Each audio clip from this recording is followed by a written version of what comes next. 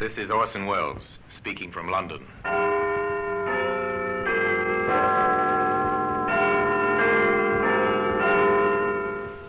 Here in the grim stone structure on the Thames, which houses Scotland Yard, is a warehouse of souvenirs, where everyday objects, a candlestick, a china doll, a broom, all are touched by murder. Now take this button, this brass button, the symbol of a barracks parade ground, but this was not found on any parade ground. This is interesting, sir. A brass button. Very interesting, Sergeant. It's from an army uniform.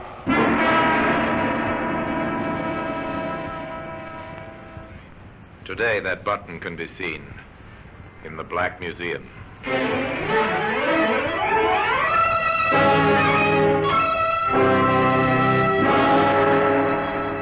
From the annals of the Criminal Investigation Department of the London Police, we bring you the dramatic stories of the crimes recorded by the objects in Scotland Yard's Gallery of Death, the Black Museum. In just a moment, you will hear The Black Museum, starring Orson Welles.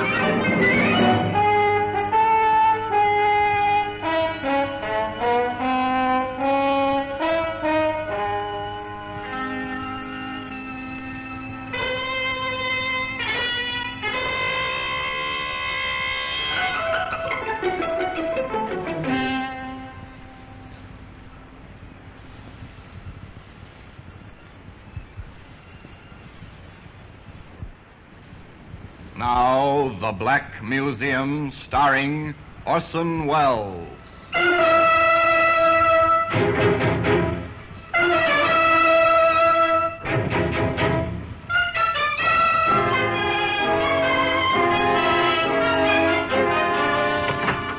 Well, here we are, in the Black Museum. Scotland Yard's Museum of Murder. Shelf upon shelf of curious and repellent objects. The urge to kill, illustrated in many, many ways. Here lies death. Here in the echoing stillnesses of the long room, one stands and looks at violence, expressed by the exhibits that line the shelves, the tables, and the walls. Repellent they may be, but by reason of their association only, for most of these tokens of murder are very ordinary objects. It's a medicine bottle. The drug it contained was beneficial in small doses. But since a woman was forced to drink the whole contents and died shortly after, the jury called it murder. Here's a kitchen knife. No household is without one, but this knife was not used solely for kitchen tasks. It was found embedded in a man's heart. Now, here we are, the brass button. It is. It's an innocuous, ordinary brass button. This was found near the dead body of a woman. But come back with me to the beginning of this story, to a day some years ago on the common outside the Kentish village of Wayfield. A girl was sitting beneath a tree, busily sketching. She was too engrossed to hear the approach of a young soldier until he spoke. Hello? Oh. Hello? Sorry. Did I frighten you? A little. I didn't hear you coming. Oh, I made enough row. You were so busy with whatever you're doing. What are you doing? Sketching. Can I see? You'll probably laugh. No, I won't. Show me. That's very good. Do you really think so? Well, it's fine. You must be the one they call the Swamp Girl. That's what they call me in the village. Huh. Poor, routine, dulled people. You don't like routine ways of living, do you? From what I've heard, you're something of a rebel. Am I? Hmm. You seem to know a lot about me. Oh, I've heard things. What kind of things? About how you live in an old shanty at the edge of the swamp and how you roam the common and sketch and paint. You're well informed. People talk about you sometimes. I was interested. And so you came down to see for yourself. Oh, what's the matter? Couldn't you find a girl in town? Don't say that. I wanted to meet you, to talk to you. And now that you have, will you please go away and let me work? Oh, you can work any time. I'll go away soon, if you're nice to me. Go now. I've no intention of being nice to you, whatever you may think. Come on. Get away. When you found out so much about me, you might have also found out that I'm not interested in men. Least of all, soldiers. That's not very kind. Come here. No. Go away. Go on. Here. No. No, please, please don't hurt me. No, please. No!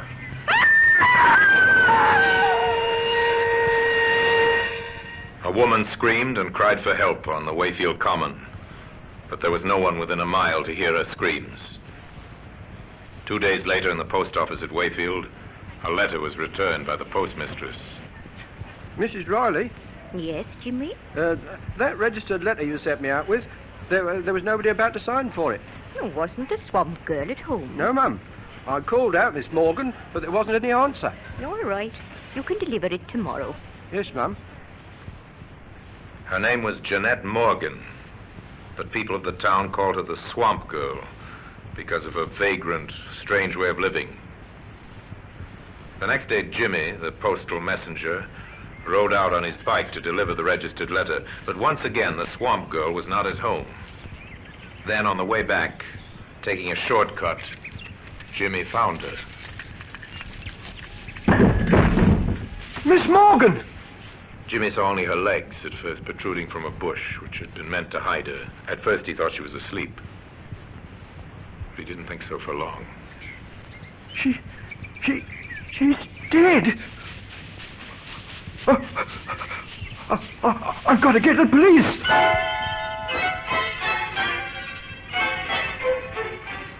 Murder transforms a little village like Wayfield. All work ceases. The people gather in small groups in the streets to talk about it. Yeah, have you heard the news? There's been a murder. Aye? A murder? Yes, out on the common. Who? The swamp girl. They found her body. I was rather afraid that poor girl would come to grief sooner or later. Well, Vicar, you know how it is these days. No parental authority. Ah, more's the pity. Be that as it may, the man who did it must be found. You know, Bert, if young Jimmy Miles hadn't come upon that body like he did, it might have lain there hidden for months, even years. I wonder how it happened. Well, now, the way I sees it is this. Now in the bar of the local, they sipped their beer and discussed the sensation. Jimmy became something of a hero. He'd found the body and even now is being questioned by the London detectives from Scotland Yard.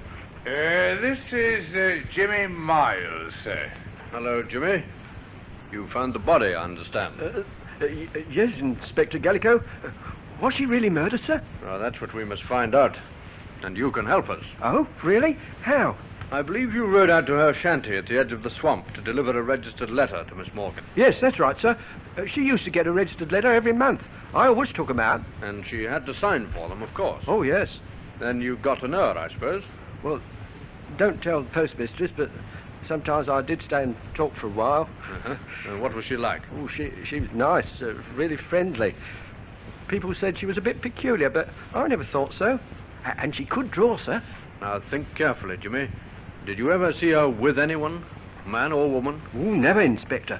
She had no friends around here. She once told me so. No friends, I see. Now, about this registered letter, Was that the first time you had taken it out? Oh, no, sir. I went out the previous day, on Monday, but she wasn't there. Did you call out? Yes, and I went round the common to the places where she used to go and sketch. I knew most of them. And she wasn't anywhere about? No, nowhere at all. What time of the day was this? Well, I just left the post office just on 10. It's about half an hour's ride. So you were out there by 10:30? All right, Jimmy. Thank you very much. Is that all, Inspector Gallico? Well, that's all for the moment. You've been very helpful. A lucky witness, young Jimmy Miles. A break for Inspector Gallico early in the case. For with the evidence of the police surgeon, certain facts could be established. What's your verdict on the post-mortem, Doctor? Well, the cause of death didn't give us any trouble, Inspector. She was strangled. What about the time of death? That's not so easy. I'd say she died 48 hours ago, at least. Wait a minute. That means before noon on Monday. It ties in, Doctor. Good. But at what time before noon, I would not care to predict. The contents of the stomach indicate she'd had breakfast. Then sometime between breakfast and noon, she met her death. And she was nowhere about 10:30 when the postal boy brought her letter. What about that letter, Sergeant? I have it here, sir. Who is it from? It's from Mrs. Morgan of Tunbridge Wells, her mother. Money, I suppose. £10, sir. And a plea to come home and live a normal life. Poor Mrs. Morgan. Her daughter couldn't even die a normal death. The pattern of the crime begins to make itself clear. The victim's identity is known. The approximate time and the cause of death is known. Now the hunt will begin for the killer. Here is a police message. The body of a woman named Jeanette Morgan has been discovered on Wayfield Common. Evidence suggests that she met her death by strangulation sometime before noon on October the 19th. Any person who was in the vicinity of Wayfield Common on that day, or can give any information, should communicate with the nearest police station in order to assist in the search for the murderer. And in this, the police will be aided by a brass button. That same brass button that today can be found in the Black Museum. In just a moment, we will continue with The Black Museum, starring Orson Welles.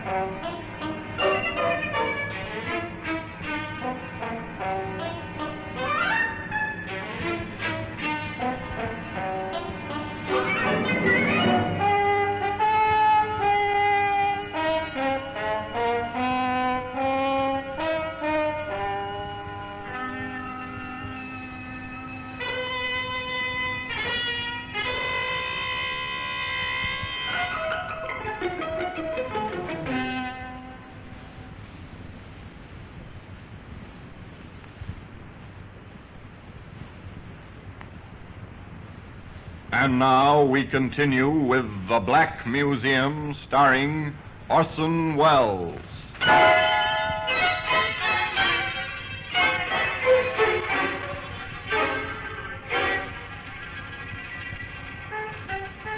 To a small cottage in Tunbridge Wells now go the detectives from Scotland Yard.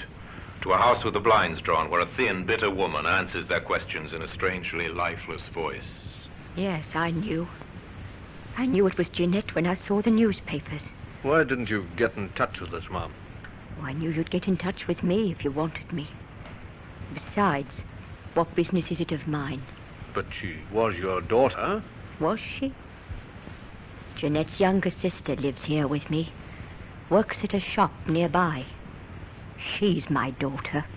Yes, I see what you mean. I warned her. I told her it had come to no good end, living that strange and unnatural kind of way. Mrs. Morgan, we won't trouble you any longer, but could you tell us, did your daughter have any close men friends? Men friends? Yes. Jeanette? I wish she had. But a boyfriend would have been too ordinary for her. She had to be different. She had to be the swamp girl. I'm sorry. Why did it have to happen to her? To me? Why? Why?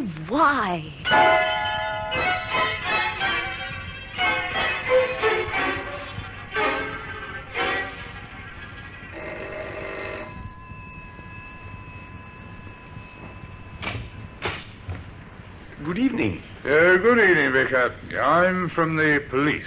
The police? I don't recognize you. No, sir. You see, I'm not from the local police. I'm from London.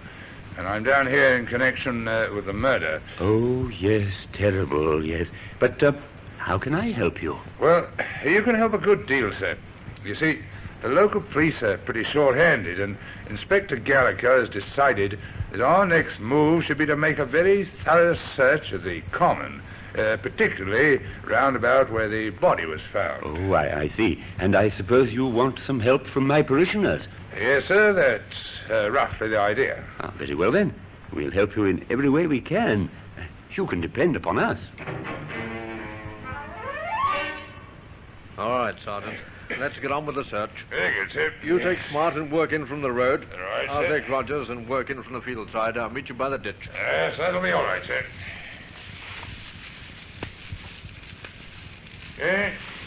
Here, sir. Here's a sketch, sir. It's a pencil drawing of that view across there, I'd say, sir. Yes, it is. Unfinished, too. She might have been working on it. What else have you got there? This is interesting, sir. It's a brass button. Very interesting, Sergeant. It's from an army uniform. Uh-huh. Where's the nearest camp to Wayfield? I believe there's one across the river, sir, about 2 miles away. Inspector Gallico left his sergeant in charge of searching the common and went to the army camp to enlist the help and cooperation of the commanding officer. Gentlemen to see you, sir, from Scotland Yard. Oh, ask him to come in, will you, Captain? Yes, sir. Will you come through, please? Thank you.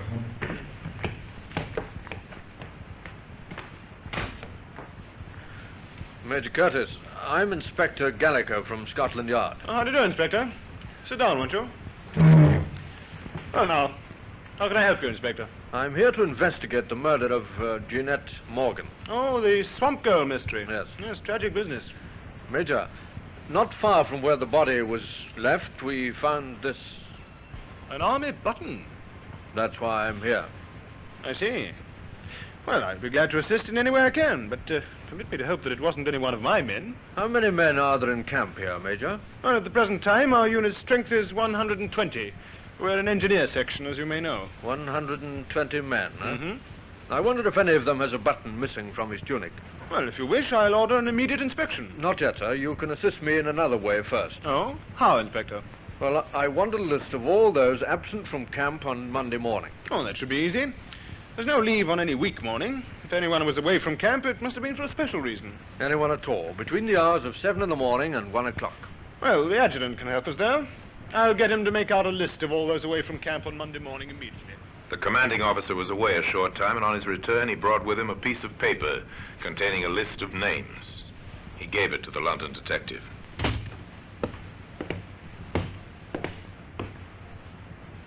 Yes, there you are, Inspector. 5 men were away from camp during the time you asked about. Sergeant Willis, A Company. Yes, he's our caterer at the present time. We're understaffed, of course. Sergeant Willis and Private Fields were in town with a provision truck. They were together? Yes, we could always check that with one or the other. I don't think I'm very interested in those two. Oh? What about Private Liston, B Company? Oh, he's the unit driver. I sent him into town shortly before noon. On a private errand. Shortly before noon, Well, that leaves 2. Corporal Paul Ferris? Oh, he's our mailman. He leaves every morning at 8 o'clock and drives the mail truck in to pick up the unit mail bag. From the Wayfield post office, I suppose. Yes. What time does he generally return? Oh, sometimes by 9. Though on occasions he has to wait for registered mail, you know. I've even known him to be held up as late as 11 or even 11:30. Would anyone know what time he returned on Monday? I'll find that out for you. Now, this last man. Private Williams, A Company. Yes, if you ask me, he might be your man, Inspector. Oh, why, sir? Because he was absent without leave. From 900 hours on Monday morning until 1400 hours. From 9 till 2? Yes. That's interesting. I'd better see him. And the postal chappie. I'll have them paraded.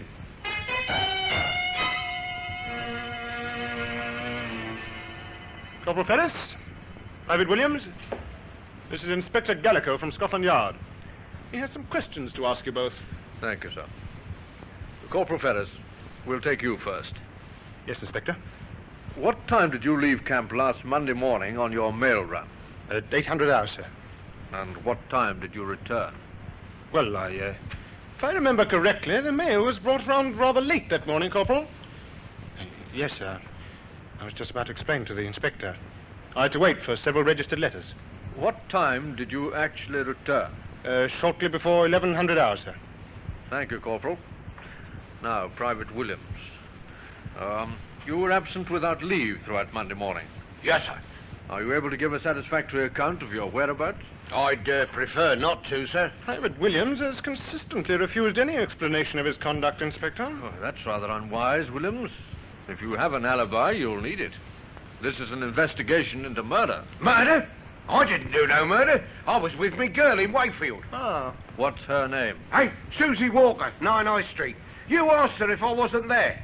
Oh, I didn't want to get her into any trouble, you understand, that's all. But murder? Oh, I don't know nothing about the girl who was killed. Honest, I don't. Well, we'll check your statement, Williams. I've finished with them now, sir. Corporal Ferris, Private Williams, dismiss. Inspector Gallico drove into Wayfield to number 9 High Street.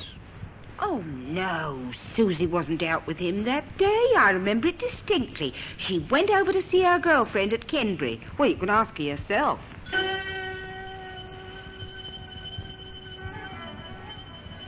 Susie Walker was a small, frightened girl, the counterpart of Private Williams. Oh, Inspector, I hope he hasn't done anything wrong up at the camp in not telling them where he was. Oh, that'd be terrible. He wouldn't tell a lie, I know that. I'm sure of it. You see, we'd had a quarrel, and he wanted to see me. I didn't dare let Mother know, so I made up a story about it. She confirmed his alibi, and Gallico went next to the post office to interview Mrs. Riley. Just one inquiry I'd like to make, Mrs. Riley. Oh, anything at all, Inspector. Anything. To think of that poor girl.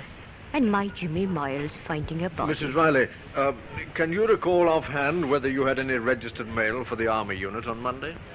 Registered mail on Monday. Well, I couldn't remember offhand, Inspector, but I'll have it here in the book. Wait a minute and I'll look it up. No, there was nothing on Monday. There hasn't been a registered letter for the Army since last week. Then the postal corporal wouldn't have been delayed on Monday morning? Oh, not him. He was in for his mail bag and out again quick as you like. Didn't even stop for a chat. I remember that now. What time would he have left here, Mrs. Riley? Can you give me any idea? I can give it to you right on the dot. It's come back to me quite plainly. We open at 8:30. Corporal Ferris was here waiting when I arrived to open up. 8:30. And he didn't stay? No, not more than a few minutes.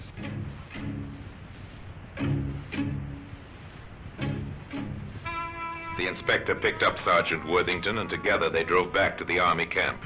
A few orders from the commanding officer, and Corporal Ferris was paraded once more, and his gear searched. At the bottom of his kit bag, they found what they were looking for. Here we are, sir. A battle jacket with one button missing. And it matches, Sergeant. Ferris, what have you got to say about this? This is crazy, sir. I don't know anything about it. She was sketching, wasn't she, Ferris? She drew a pencil drawing of you, isn't that so? You're bluffing. She didn't do any drawing of me. It was a landscape scene. A landscape scene, yes, so it was. And that fact has never been mentioned in any of the papers.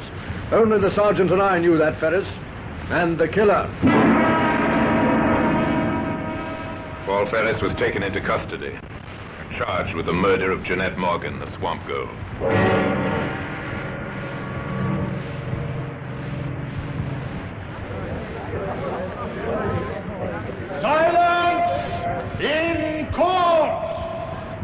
Ladies and gentlemen of the jury, you have heard the facts in this case as related by the witnesses which have been called, both by the defense and the prosecution.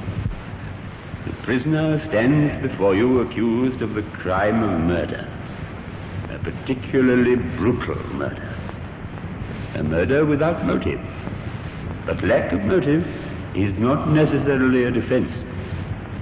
It is for you to decide whether the facts which you have learnt during this case, not only the words spoken by the witnesses, but the mute testimony of the material objects placed before you, justify your verdict, which must be beyond all reasonable doubt.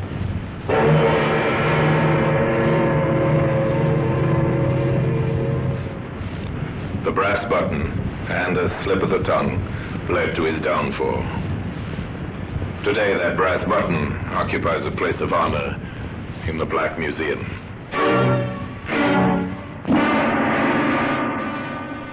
Orson Welles will be back with you in just a moment.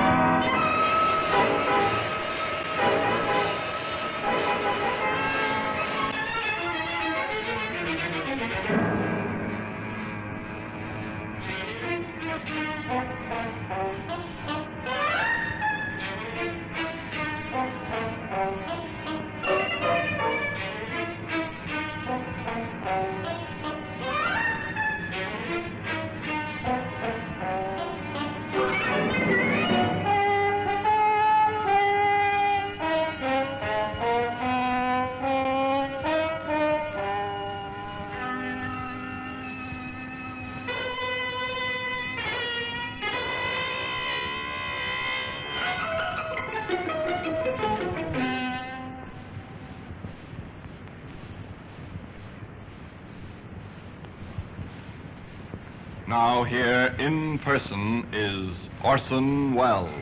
The picture was completed when the tracks of a vehicle were found some 50 yards away from the scene of the crime. The tracks were identified as those of the mail truck, of which the driver had been Corporal Paul Ferris. The defense did their utmost to prove insanity, but the jury were in little doubt that the man was sane, and that his advances repulsed, he'd strangled the swamp girl to death. They took 17 minutes to find him guilty, and the brass button which had led to his arrest was Exhibit A on the courtroom table, from where at the end of the trial and the pronouncement of the inevitable death sentence, it was taken to its present resting place in the Black Museum. And now until we meet next time in the same place and I tell you another story about the Black Museum, I remain as always, obediently yours.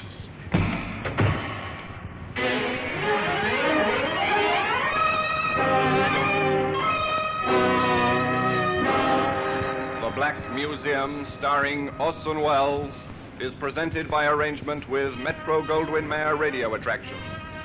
The program is written by Creswick Jenkinson, with music composed and conducted by Sidney Torch. Produced by Harry Allen Towers.